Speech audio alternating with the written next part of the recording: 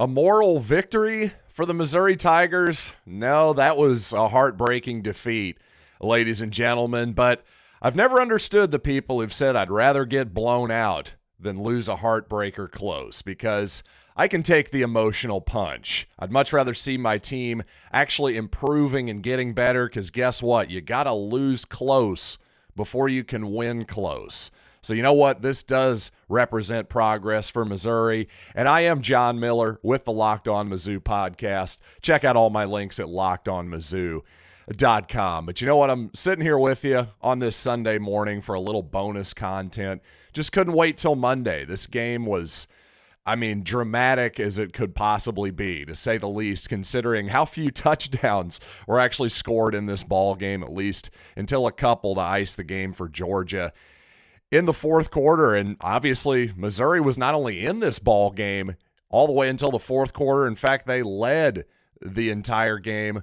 An unbelievable stat I heard on the radio broadcast, by the way. Missouri, the first team to hold Georgia without a touchdown through three quarters since the 2019 LSU team that won the national championship with Joe Burrow, Jamar Chase, and Justin Jefferson, and all those great players from one of the all-time great teams. So really a truly unbelievable performance by the Missouri defense. Obviously, they looked a little gassed. Maybe in the fourth quarter, the Dogs finally started to find some success on the ground. But when you consider that Chris Abrams-Draine, one of Missouri's best players, their best corner, I would say certainly, well, he wasn't out there for the fourth quarter, at least. I'll tell you, I'm going to go back and do even more research. This is my Sunday morning instant reactions, but he wasn't out there in the fourth quarter from what I could tell, perhaps even longer than that.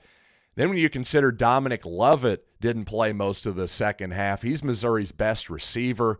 That right side of Missouri's offensive line was has basically been decimated at this point. When you consider all that, just a fabulous performance, a gutty performance by the Tigers at basically all ends. Obviously, the offense just couldn't quite give us enough. And again, I'm going to have a film study for you this coming week. I'll have more on Brady Cook and his performance and the entire offense, but I really do want to get a look at that all-22 footage before I delve too deeply into the X's and O's and really grade how the quarterback played in particular.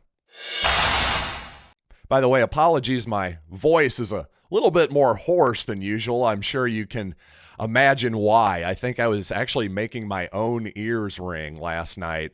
I was yelling so loudly, but I tell you, one of the takes you got to take away from this, Eli Drinkwitz finally seems to have found his defensive coordinator. Am I right? At this point, I think we can say Blake Baker needs to stick around for a while, at least for one season, more than one season, right? I'm not in the mood to find another defensive coordinator, that's for darn sure. But it's just amazing, the thin line between heartbreak and quite possibly the best upset in Missouri history. What if Cody Schrader on his 63-yard run, what if it's just a 64-yard run and it's a touchdown?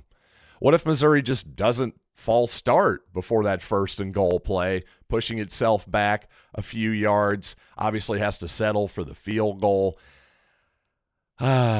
Just so close, am I right? I'm sorry, once again, all you people who would have rather seen a blowout, I'm just never going to understand that logic whatsoever.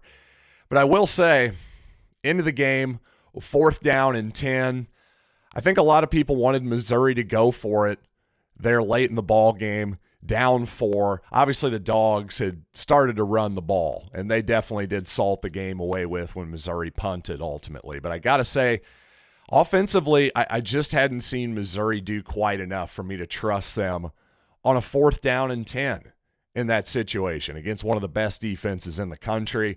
That just seemed to be a bridge too far to me. So I actually did support the punt, believe it or not. And more often than not, I would agree with all the people who would say be aggressive there. You're probably not going to get the ball back. Go for it. It's 4th and 10.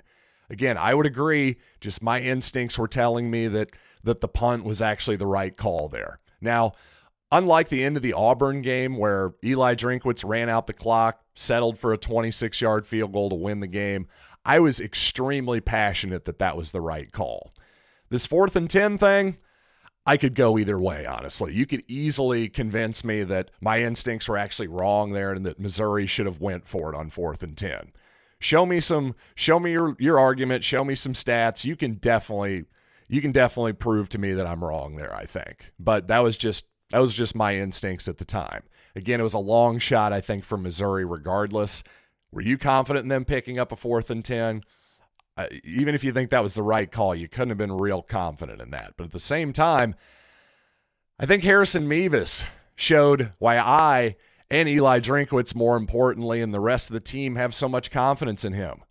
Yeah, he missed a 26-yard field goal that would have won that Auburn game, but my goodness, how good was Harrison Mevis in this game? Listen, even Michael Jordan missed a free throw occasionally. Even he would miss the game-winning shot sometimes when you thought, boy, I thought that was a pretty easy shot for Michael. Stuff happens. That's my point. Obviously not trying to compare Harrison Mevis to Michael freaking Jordan. The point is everyone, especially in sports, is fallible. We're all going to make mistakes occasionally. But if you gave up on Harrison Mevis after that, I'm sorry, you gotta, that's no way to go through life. Let's put it that way. You can't start questioning yourself or everyone around you as soon as one thing goes wrong. Like, my goodness, if every time I missed a 3-foot putt on the golf course, I went into an emotional spiral, well, I probably wouldn't make the next one. That's my point.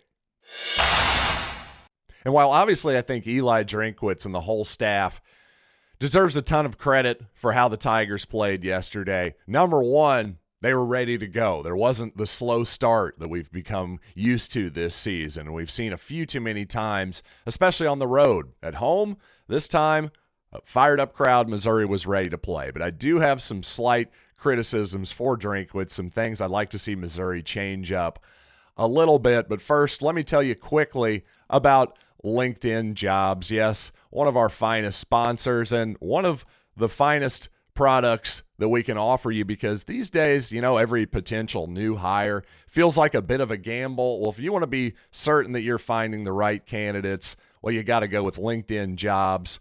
You see, they have these awesome screening tools like questions that make it easy for you to focus on the right candidates with just the right skills and experience so you can quickly prioritize who you want to hire and, of course, interview. It's why small businesses rate LinkedIn Jobs #1 in delivering quality hires versus leading competitors, and they will help you find those qualified candidates you want to talk to faster. So post your job for free at linkedin.com/LockedOnCollege. That's linkedin.com/LockedOnCollege to post your job for free.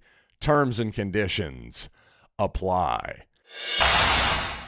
And by the way, some late line movement yesterday over at BetOnline.net. In fact, Georgia went from -28 to about -30.5 at one point before kickoff. So some real late line movement there. But apparently, if those were the sharps, or was that may have been square money there. So anytime the squares are going, you got to go the other way. So guess what? Missouri covered rather easily, didn't it? But you know what? Whether you're into betting on college football or perhaps basketball's more your thing, hey, hockey is about to start again.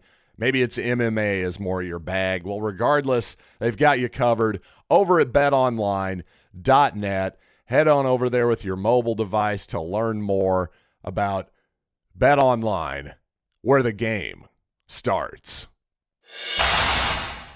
Well, I mentioned the ill-timed penalty on the false start, obviously on the 1-yard line, was brutal. Probably just as brutal, though, the hands to the face penalty after Brady Cook and Barrett Bannister had picked up a key first down, but it came back on, by the way, what was a legit hands to the face penalty. I'm sure they showed it on the broadcast, or I imagine they did anyway, but I looked back on my own footage, and yeah, that was no question hands to the face. Could have been possibly a face mask penalty as well.